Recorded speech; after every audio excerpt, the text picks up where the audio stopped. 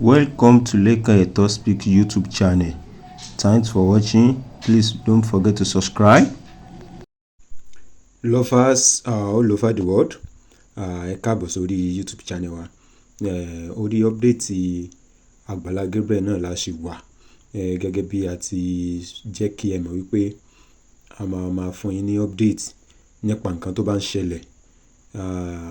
Alhaji Oriyomi Hamzat ni wọ́n sọ̀rọ̀, wọ́n bá àwọn èèyàn sọ̀rọ̀ nípa nǹkan tó ṣẹlẹ̀ ní àárín Pastor Gabriel Ademola Amusan àti Mr. Muyideen. So Alhaji sọ a lot of ọ̀rọ̀. Àwọn ọ̀rọ̀ yẹn wọ́n fi clear gbogbo àwọn nǹkan tó ṣẹlẹ̀ pẹ̀lú Mr. Muyideen àti Agbala Gabriel. Gẹ́gẹ́ bí ẹ ti mọ̀ wípé Alhaji náà wọ́n wà lára àwọn tí wọ́n jẹ́ kí ọ̀rọ̀ yìí kó tètè ní ojútùú. Bẹ́ẹ̀ ni. So ẹ farabalẹ̀ kẹ́ gbọ́ nǹkan tí Alhaji sọ. Kò kí ń ṣe ẹnu tèmi lẹ́ ti máa gbọ́. So a máa play ẹ̀ fún yín sìn. And then ẹ̀yin èèyàn tí ẹ bá fẹ́ comment, ẹ jẹ́ kí a fi ìbẹ̀rù Ọlọ́run, ẹ jẹ́ kí a fi ìbẹ̀rù Ọlọ́run ká fi comment, because à ń rí a lot of comment lábẹ́ àwọn fídíò wa tí ó dẹ̀ yẹ kó rí bẹ́ẹ̀. Ẹ rí i pé ọ̀rọ̀ tí Alhaji sọ ó do justice sí nǹkan tó wà on ground. So a máa play voice note yẹn, a máa play conversation yẹn fún yín sìn. Okay ma, ẹ má bínú, à ń sọ̀rọ̀ nípa freedom fún Muyideen jẹ́ mọ̀ dáadáa. Ìkòròdú lèmi ń gbé, mo meet ẹ nígbà tí máa yẹn wá fún parí lórí mọ́tò ń gbà yẹn. So restaurant mi ni wọ́n ti jẹun 247 tí mo supply àwọn lóúnjẹ nígbà yẹn. So I was able to meet up with Muyideen and the crew for 3 or 4 days. Wọ́n máa ń ṣe crusade ní crew dáadáa gbà yẹn. So along the line mo get to know pé this man ó ní anger issue. Let's be sincere. Mr. Muyideen ó jẹ́ tó máa ń bínú dáadáa. Like 2-3 occasions, even tó bá ti lọ gbóúnjẹ fún bí park, oye wà nǹkan tó di pé ṣé oúnjẹ dọ́dọ̀ wọn gan, wọ́n ti máa bẹ̀rẹ̀ sí ní pariwo oúnjẹ táwọn dáná kíníkan jẹ́ kí nǹkan tó máa bá wọn ṣẹ́ mi sọ̀rọ̀ pé calm down, ẹ má wọlé máa serve yín lóúnjẹ, ṣe to understand bẹ́ẹ̀. Now nǹkan tó di pé wọn ò jẹ́ kí ó ní freedom mọ́, wọ́n ní ilé bàbá Ìjẹ̀bú ló máa jí láàárọ̀ tó máa lọ, tó máa ti lọ máa play Ìjẹ̀bú. So ìgbà tí wọ́n ti notice ìyàwó ti wá lọ report several times pé máa yí máa ń play Ìjẹ̀bú, ó máa jí láàárọ̀ ó máa lọ play bàbá Ìjẹ̀bú, òun náà ṣe wá restricted láti má jẹ́ kó jáde mọ́, ṣe to understand. Nínú program yẹn wọ́n ní pé there was a day tó ti ìyàwó ẹ̀ síta nínú òjò tí kò jẹ́ kí ìyàwó ẹ̀ wọlé. So fún pé Agbala Gabriel náà wọ́n ṣe mistake lórí yẹn, torí mo pẹ̀lú èjì wọn, I'm sorry, ọ̀dà pé Mr. Muyideen jù wọn lọ. And again nígbà míì wọ́n ní ọjọ́ orí ó ní àgbà, ipò gangan ní ọ̀gá. Ṣé nígbà míì bẹ́ẹ̀ àwọn lè má rí ra wọn ní pé ojú àwọn lọ ní táìmù tó ń bínú yẹn, inú bíbí kò mọ̀ pé olóhùn ò lẹ́sẹ̀ ńlẹ̀. Ẹ to understand, èèyàn dẹni ní Agbala Gabriel ọlọ́kàn gbé wọn sípò aṣíwájú nípa ibi àtọ́mọdé jẹ́ ìránṣẹ́ Ọlọ́run ni. Èèyàn ni wọ́n, àwọn náà máa ṣe mistake. Mo dẹ̀ mọ̀ pé àwọn náà within himself ó máa rò pé òun ṣe mistake, ipò òun raise ọwọ́ òun láti nà. That's the only fault tí mo lè fi fault máa yẹn. Ìyókù Mr. Muyideen, he drinks, he smoke, dó lóhùn òṣìmọ́ lágbà tó ti dínà Agbala Gabriel lọ, he gamble, ó dẹ̀ wọ́n náà tó kọ́ fún àpò gamble. Ẹ to understand, ẹni tó wà ní under ìránṣẹ́ Ọlọ́run tó máa ń rí tó ń jáde káàkiri tó ń ṣe àwọn oríṣiríṣi nǹkan bẹ́ẹ̀, wọ́n máa padà máa bú máa yín náà ni. Ṣe to understand. Èèyàn kan dẹ̀ ni pé bóyá ó ń face a lot tó di pé wọ́n fún ní ìwé ilé tó lóhùn ò fẹ́ ìwé ilé, ṣẹ̀rí Ọlọ́run máa yẹ kí èṣù parí iṣẹ́ lórí wa. Tí èṣù bá parí iṣẹ́ lórí èèyàn pátápátá kò ní mọ̀ nǹkan tó ń ṣe, and I can still bet it, this man. Èṣù ń ṣe bí bọ̀dá, correct ni èṣù ń ṣe. Ẹ sọ pé Sátánì ẹ lè sọ pé Sátánì ẹ má bínú, Yorùbá mi ni ẹ má bínú. Sátánì tí Ọlọ́run máa di Sátánì kí ó parí iṣẹ́ lórí ayé wa. Tí Sátánì bá fẹ́ múyàn, ó máa díyàn lójú, máa díyàn létí, ó máa ràyàn níyè, kò ní jẹ́ kí èèyàn mọ̀ nǹkan tó ń ṣe at that moment. Ẹ to understand. Tẹ bá gbọ́ tí bíbọ̀ wọn ṣe ń sọ ẹ máa rí pé àwọn èèyàn kan rí níbi pé orí ẹ pé ó mọ̀ nǹkan tó ń sọ. But on the other hand, tó bá padà wá fúnra rẹ̀ tó bá padà tó wá tún nǹkan tó ń sọ, ó sọ nínú live kan tó ní máa yẹn báyàwó òun sùn. But nígbà tó dé nínú studio tí wọ́n padà ń bèèrè lọ́wọ́ ẹ̀, ó dákẹ́ kò lè sọ nǹkan kan mọ́. Ṣe to understand bẹ́ẹ̀. So Ọlọ́run máa yẹ ká ṣe mistake, àwọn méjì lọ́jọ́ ṣe mistake, ó ṣe mistake, then pastor náà ṣe mistake, wọ́n gbọ́ sókè wọ́n nà, but freedom yẹn wọ́n padà restrict freedom yẹn nígbà tó bẹ̀rẹ̀ sí ní lọ ṣe nǹkan tí kò yẹ kó máa ṣe, tó ń jáde kó nu compound yẹn tó lọ ń play tẹ́tẹ́. tó wáyé pé àwọn èèyàn ráyè capture níbi tó ti ń play bàbá Ìjẹ̀bú yẹn tó ti post ẹ̀ síta, gbogbo àwọn náà máa jáde síta, máa post, máa rí pé tàbí pé bàbá yẹn fún lóúnjẹ ni kò ní lọ máa post yìí, kò ní lọ máa play bàbá Ìjẹ̀bú níta. So ọ̀rọ̀ mi ni ẹ ká máa try láti judge anybody too much nínú láàrin èèyàn ní gbogbo ayé, bọ̀ lè ṣe mistake. So ọ̀rọ̀ mi ni ẹ ṣe nǹkan tẹ́ fún mi ní àyè bẹ́ẹ̀. Welcome. ẹ ṣe bàbá mi ẹ káàbọ̀. ẹ jẹ́ kí péjì Alhaji Oriyomi Hamzat kọ́ sọ gbólóhùn kan méjì. Àkókò mọ̀ bọ́yá ẹ̀ka lẹ́la kìí àbí ẹ̀ka rẹ̀. Alhaji kábíyèsí o. Ẹ̀dùn náà kí ló dé tẹ̀sùn. Alhaji ẹ káàbọ̀ sà. Ẹ ti ẹ̀sùn rárá. Kábíyèsí yà lè sùn. aláìkísófò gómìnà. ẹ ti dá sí ọ̀rọ̀ yìí. ẹ kálẹ́ sà. ẹ kálẹ́ sà. A ti padà gbọ́dọ̀ sí máìkì inú bá dùn pẹ́. Alhaji ẹgbẹ́nu sí máìkì ẹ jẹ́ ká gbọ́ yín dáadáa. ẹ ti kọ́lá òròyìn ṣe ẹ tú ẹ̀wọ̀n òròyìn ṣe Alhaji.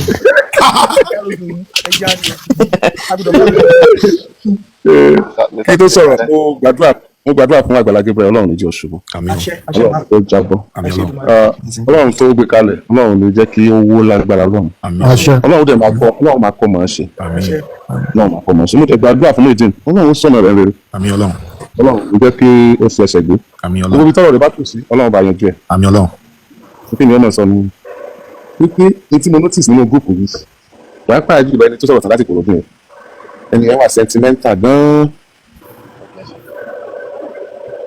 wọ́n ẹ bá gbogbo ọ̀rọ̀ tí wọ́n sọ gbogbo ẹjọ́ tí wọ́n rò pátápátá wọ́n mú side tí wọ́n support wọ́n wá kí n defend against ẹni tí wọ́n support ẹ má bínú lẹ́tọ̀ tèmi nìyẹn ní fọ́ ọwọ́ bọ̀ ọ̀rọ̀ lójú mi ẹ má bínú wọ́n support nìkan anger issue tó bá yẹ pé anger issue nínú ìdí mi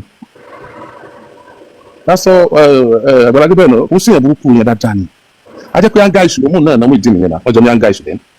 bẹ́ẹ̀ ni sà mo condemn àwọn náà sà. àwọn méjèèjì jọ ní anger issue so anger issue wọ́n máa kẹ́ out of it. bó ṣe find out pé nígbà tí àwọn ọmọ náà mú ìdí yẹn wọ́n sọ wípé àwọn ń nà lọ́jọ́ yẹn bí pé mistake o kò jọ bí pọ́jọ́ kan ni o sí bàbá ti gbàgbé pé àwọn ọmọ mú ìdí kúrò láàrin ibi táwọn èèyàn bíi táwọn gé ni kí wọ́n ti gbàgbé níbi tí wọ́n ti mú ìdí kúrò ni ẹni tí ó bá fún oúnjẹ fún wèrè tó yóò ń dájúlẹ̀ nípa ní Boston ní oṣù yẹn bákan náà náà àwọn fẹ́ sọ́dọ̀ èèyàn bíi tàwọn ni náà kò sí lè dèèyàn bíi wọn láíláí Ọlọ́run nìkan ló lè sọ́dọ̀ èèyàn bíi wọn èèyàn kan ò lè tó téèyàn sí jọ lọ́n lọ ibi tí Ọlọ́run fẹ́ kán síbi náà sí lèèyàn ẹ wá gbọ́ o gbogbo àwọn táwọn sọ pé Muyideen bàbá Àgbàlá Gabriel náà Muyideen lọ́wọ́ bàbá déwájú Ọlọ́run á máa rí nǹkan oògùn Ṣàngó tí wọn ò lò mọ́ lọ́dà nǹkan rù tani ìṣẹ̀dálẹ̀ wà là ń lò ní abáyé ọ̀pọ̀lọpọ̀ nǹkan ìyá kan náà sọ̀rọ̀ lẹ́ẹ̀kan wọ́n pe ẹni tó bá fẹ́ mẹ́nìkan wálẹ̀ gbogbo èèyàn láyé tó bá ti bínú ẹni tó ga tó nǹkan bá ga yóò wálẹ̀ gbogbo ẹni tó bá mọ igi ga láyé kò ní gbàdúrà ẹni tó ga wálẹ̀. My heart was bleeding this morning when that guy was giving me when he was telling me what he went through.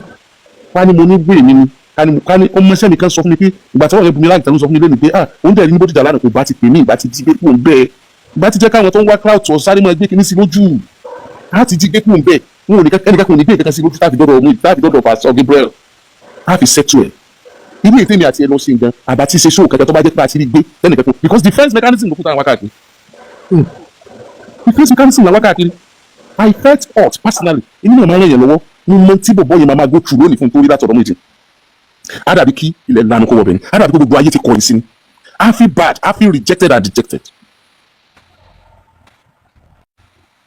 mo so wọ́n ní orí ìrègùn la fi sọ̀rọ̀ Yorùbá ló kò wí bẹ́ẹ̀ wọ́n tún ní mo sọ̀rọ̀ kò gbé mi ó lọ́wọ́ kankan nù.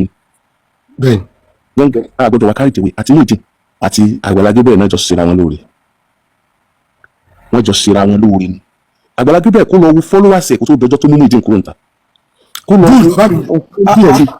ó sọ bẹ́ẹ̀ kọ́ kó wá wo iye àwọn tó ń tẹ̀lé nígbà tó padà mú Muyideen kúrò níta kó wá wo bí nǹkan ṣe ń rí lẹ́yìn tó mú Muyideen kúrò níta ẹ wo ajá wèrè tí ń sùn sẹ́nu ọmọ èèyàn lásán bí èèyàn bá bínú lé lọ́ngbà mi bóyá sì kí èèyàn lé lọ yẹn èèyàn fún ló jẹ èèyàn fún nìkan kan ó ń sùn sẹ́nu ọmọ èèyàn bí èèyàn bá lé lọ́jọ́ mi bóyá àrísìkí bóyá ṣẹ́ẹ̀dẹ̀ ló ń kọ́fà èèyàn lèèyàn lé lọ yẹn èèyàn mọ̀ torí kálukú ló ní spirit tẹ̀lé ara tó ń bá fínra bóyá ó sí náà bóyá kò sí náà bóyá ó ṣe tìbílẹ̀ bóyá kò ṣe tìbílẹ̀ bóyá bọ́lọ́ngbọ́ bóyá kò bọ́lọ́ngbọ́ spirit kálukú ń tẹ̀lé káàkiri ni yóò dẹ̀ máa tẹ̀lé dọ́dọ̀ olóore rẹ̀ ẹni tó bá dẹ̀ ṣe lóore spirit yẹn ó máa wọ́ bẹ̀rẹ̀ sí ní máa ṣiṣẹ́ fẹ́ tó sẹ́ni yẹn lóore ni. àṣìṣe àkọ́kọ́ ni pé náà tá a gbé wọlé fún Muyideen kọ́mọ gbé wọlé lọ ṣé Muyideen wọ́n ta lé omi àbí òsùn jẹ ṣé Muyideen lè ní access sílé yẹn ṣé tí pásítọ̀ bá lè ṣe kankan fún Muyideen tí bá ń gbélé yẹn àwọn tó jẹ́ olólùfẹ́ pásítọ̀ tí wọ́n bí wọn ṣe tí Muyideen ṣe fún pásítọ̀ ṣé wọ́n sì jọ fara gbénu léwu ṣé Muyideen gan safe lọ́dọ̀ ìyàwó ṣé Muyideen gan safe lọ́dọ̀ ìyàwó gẹ́gẹ́gẹ́gẹ́ Muyideen sọ pé pásítọ̀ ń báyàwó òun ní àjọṣepọ̀ lóòótọ́ ni wọ́n tó jìnnà sóòótọ́ ni Muyideen Pastor Gabriel can never do that wọ́n ní ìgbà tó sọ fún mi mo ní ìyàwó rẹ̀ ò tó bàtà ẹsẹ̀ ìyàwó Gabriel fúnra ẹ̀ ṣùgbọ́n ẹnu mi ò gbà láti kó padà sí Muyideen lẹ́nu torí Muyideen máa ń tó sọjà wa lọ ó ní tíyàwó òun bá lọ fẹjọ́ sùn pásítọ̀ ò ní gbọ́ tẹnu òun tíyàwó òun wọ́n gbọ́ tí wọ́n fi máa punish òun ní tí ń sọ nìyẹn kì í ṣe pé pásítọ̀ báyàwó ẹ̀sùn gangan ìyẹn ló dùn kì í ṣe pé pásítọ̀ can never do that ní tí ń sọ gẹ́gẹ́gẹ́gẹ́ nìyẹn now ẹlẹ́ẹ̀kejì ni pé ibi tí wọ́n kọ́lé sí yẹn tí wọ́n kọ́lé sí fún yẹn fún sí yẹn tí pásítọ̀ ti gbàgbé ni pé àwọn tá à ń ràn lọ́wọ́ ìgbọ́njù wa lọ Ọlọ́run ló so wọ́n mọ́lẹ̀ fún wa tá a fi ń ràn wọ́n lọ́wọ́ ẹ̀wọ̀n ọdún lóde tá à ń ra àgbò yìí àgùntàn náà bá túlẹ̀ fún yàn ẹni tọ́ra nǹkan ni ọ̀pá torí ọkàn pa ni ṣùgbọ́n Ọlọ́run mú lẹ̀ fún wa ni bẹ́ẹ̀ Ọlọ́run ṣe mú àwọn èèyàn táwọn náà lọ́wọ́ lẹ̀ fún wa ẹlòmíì ìgbẹ́jù wa lọ ẹlòmíì ò mí wẹ̀lì fún wa ẹlòmíì mú àwọn táwọn náà lọ́wọ́ tó bá tí òun lọ da fún jù wa lọ ni òun náà wà lọ́wọ́ ṣùgbọ́n àwọn táwọn náà lọ́wọ́ tí wọ́n ṣe bí ọ̀dẹ̀ wọ́n they are smarter ní ìdí ìsọ fún mi pé ilé wo náà kọ́ fún where is freedom onílé tọ́jú pé àti wọ́n kọ́ fún òun wá ń ṣàdúrà gbogbo àwọn tó ń kọ́lé fún ẹ̀rọ náà tí wọ́n da nǹkan kan ilé wo nílé ẹ̀ pásítọ̀ kẹfọ̀ yẹn ṣeré ẹ̀rù ìgbà tó ti mọ́rọ̀ yẹn sọ́wọ́ láti ìgbà tó ti kọ́lé lọ́wọ́ ó wá sọ̀rọ̀ yẹn mọ́rọ̀ nísìn só yẹ kó sọ̀rọ̀ yẹn nísìn ọ̀rọ̀ yẹn wà ní ẹni ṣùgbọ́n orí pé òun ní àǹfààní láti express ẹ̀ ó dẹ̀ bàánú jẹ́ mo fi ṣẹ̀ṣẹ̀ sọ nígbà tó sọ yẹn so ó ìdí gan wora rẹ̀ bíi pé ibi tó ń wà yẹn òun sàtìpó ni orí pé ibi tílé yẹn wà náà inú ọgbà chọ́ọ̀chì ní gbogbo àwọn ilé pátápátá yẹn náà wà kódà àti tí èsì ti ní ìdín is it an obligatory sọ̀rọ̀ yẹn ni kí wọ́n lọ chọ́ọ̀chì yẹn ni tí wọ́n bá ràn yẹn lọ́wọ́ tó bá yẹ pé wọn kò ní sẹ́gbẹ̀ẹ́ chọ́ọ̀chì wọ́n lè lọ bùnmi wọ́n lè mú wà jọ́sìn chọ́ọ̀chì yẹn náà gbogbo àwọn tó fún wọn lówó tẹ́ fi ràn yẹn lọ́wọ́ gbogbo wọn kọ́ ni kìrìsìtẹ́nì náà mùsùlùmí bẹ́ẹ̀ ni wọn ẹ tí ò ní gbàgbọ́ ní mùsùlùmí tí ò ní gbàgbọ́ ní kìrìsìtẹ́nì wà nù wọn náà. ẹlẹ́sìn ìṣẹ̀ǹbáyé ń bẹ nínú wọn. ẹlẹ́sìn ìṣẹ̀ǹbáyé ń bẹ nínú wọn okay now ṣé ọ̀ràn yẹn wá ni kó lọ sí church pásítọ̀ sọ fún mi pé ó máa ń jí wá láti wá fọ church láti wá sí dáadáa láti wá tọ́jú àwọn ṣe ní ìdí ni wọ́n pàṣẹ fún un gbọ́dọ̀ máa tún ṣe sẹ́kù ti yàtọ̀ síra wọn. sẹ́kù yàtọ̀ ìyẹn ni wọ́n pàṣẹ fún un pásítọ̀ ló kàn wá mọ́ sí pẹ̀lú ìdùnnú ni bóyá ó lè mẹ́jẹ pásítọ̀ ló pàṣẹ ìbí mi náà láwọn èèyàn lẹ́yìn ìfẹ́jọ́ ọmọ sẹ́mi bóyá nìkan ló kàn pàṣẹ fún ẹni ẹbẹ́ yẹn tí pásítọ̀ mọ̀ sí tó ń kẹ́rì kó ń wá ṣe tí bí kó tó di pé pásítọ̀ nà tí bí mo rá àwọn ọmọ kéékèèké tó wà bẹ́ẹ̀ tí wọ́n kọ́kọ́ nàmú ìdí tí ò tiẹ̀ tó pásítọ̀ gan. káì àwọn ọmọ kéékèèké tó wà bẹ́ẹ̀ ló kọ́kọ́ nàmú ìdí pásítọ̀ sọ pé àwọn ò tiẹ̀ mọ̀ pé wọ́n ti nà káwọn tó dé. bẹ́ẹ̀ni ó sọ nínú fídíò yìí. wọ́n láwọn ò mọ̀ bọ̀bọ́ yẹn sọ pé wọ́n ti nà òun kí pásítọ̀ tó dé pé pásítọ̀ náà tó wà nà òun ẹ ti ẹ̀já káàtì pásítọ̀ ọ̀tọ̀ ni ewu níta àwọn kéékèèké náà tí wọ́n nàmú ìdí ètò mú àwọn kéékèèké yẹn gbọ́wọ́ sókè náà ọmọ 40 years ẹjá wo ipò tọmọ 40 years yẹn wà ń bẹ̀ ipò ridicule ipò humiliation ipò tí ò pilẹ̀ dáa ẹ dákun bí tí wọ́n ti mú ìdí wa èèyàn lè wà rúbi ọwọ́ àkọ́mọ́ mu ti tẹ́lẹ̀ ó lè wà bí ọmọ sí kò bọ́ sí ìbùsà. ó lè wà bẹ́ẹ̀ kọ́ mọ́mọ́ ta tẹ́tẹ́ ta nǹkan kan ìgbà tẹ́ tí mo sọ́dọ̀ yìí yẹn iṣẹ́ ni kì í sọ̀rọ̀ lọ́dá ètò lọ sí yẹn kò dáràn láti ta tẹ́tẹ́ kò dáràn láti mutí àwa la dáràn ká wá bá a sì gbà lọ́wọ́ rẹ̀ tó fún rehabilitation. yes ká rehabilitate ẹ̀ with prayer with support with love not with humiliation not with ridicule not with àwọn nǹkan tí ò tọ́ sí not with insult and bringing down of dignity. ẹni tí ó sọ fún mi pé òun lọ́mọ sùn títì ó pé òun ṣe bí èèyàn ni bí ò tiẹ̀ ní láàkáyè tí kò mọ̀ pé ẹ̀fọn jẹun níta yàtọ̀ sínú ilé ni beating nìkan kọ́ ni problem àwọn tó attach mọ́ beating yẹn pọ̀ kí wọ́n má nà gan kó mọ̀ wò pé àṣìmí wá ìyàwó àkọ́kọ́ ni tó bá tún ti sọ̀rọ̀ báyìí ó dùn mí ni how does my wife have edge on everything over me does that mean I don't have any brain am I that stupid am I that stupid am I not a man tó dẹ̀ láwọn yòókù tẹ́ wà bẹ́ẹ̀ tẹ́ níyàwó tó rí bí ìyàwó wọn àkọ́kọ́ ti ṣe. wọ́n ṣe ń ṣe tí ó bá ṣàlùwọ́ lọ́wọ́ lẹ́jẹ̀ lọ́rùn. how do you expect him to feel and ọ̀rọ̀ ṣẹlẹ̀ àwa gba kí ṣọ́ọ̀pù kọ́wọ́ ọkọ̀ àgbà kí ìlú lọ́wọ́ ọkọ̀ àwa kò léyàwó lọ́wọ́ ṣé bá àti rẹ̀ ti sọ pé àti kọ́ fún àti bùn ẹjẹ́ ó ṣe bó bá ṣe fẹ́ ṣe advice ló kù tọmọ 40 years need advice ló kù bẹ́ẹ̀ sì wá kò léyàwó lọ́wọ́ wọn wá ń béèrè owó náà owó tó wọ́n fi jẹun ìyàwó wa ní òun fẹ́ repo sí generator owó tó wà lọ́rẹ̀ yóò fi repo sí generator ọkọ̀ ìbá máa jẹun ṣọ́ọ̀pù tó jẹ́ pé ọkọ̀ lásìkò fún ìyàwó tó jẹ́ pé gbà tó di pé pásítọ̀ gba owó fún bọ̀bọ̀ yẹn èló wù wá ní ìgbésí ayé rẹ̀ wù ú kí ni ìgbésí ayé rẹ̀ tó ti rí tẹ́lẹ̀ sọ́mọ̀ rí gbòòrò ni sọ́mọ̀ ìgbésí ayé ti ń gbé ni wá ní ìgbésí ayé rẹ̀ wù ú ọ̀dà ọkọ̀ rẹ̀ ń lọ báyìí sọ́ tẹ̀lé lọ ó lóun ò ní tẹ̀lé lọ. ẹ̀dẹ̀ lọ registry ẹ lọ sí court wedding registry ó dẹ̀ ló ní tẹ̀lé lọ kí ni bọ́ sọ̀rọ̀ kí ni bọ́ bá sọ̀rọ̀ kò dúró ni the worst part of it is that ó yá lie prostrate ẹnẹgbà wa ìyàwó dẹ̀ dùn bẹ́ẹ̀ wọ́n dẹ̀ nọkọ in the presence of the wife in the presence ìyàwó wà nínú ṣọ́ọ̀ lójú ẹni náà in his presence in her presence. lẹ́nu ti gbàgbọ́dé fọ́kọ̀ ẹ̀. in her presence bọ́bọ́ yẹ ò kí ń sọkọ ẹ̀.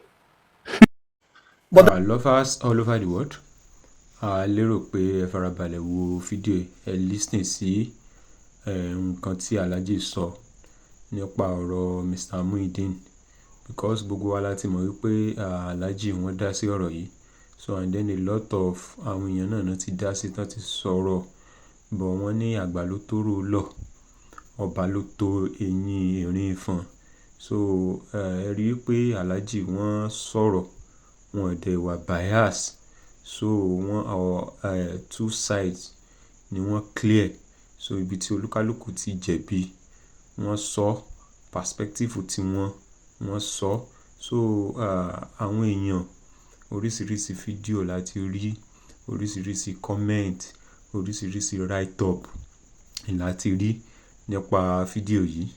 But ẹ jọ̀ọ́, gbogbo àwa tá bá fẹ́ máa dá sọ̀rọ̀, gbogbo àwa tá bá fẹ́ máa comment, ẹ jẹ́ ká fi ìbẹ̀rù Ọlọ́run ṣe.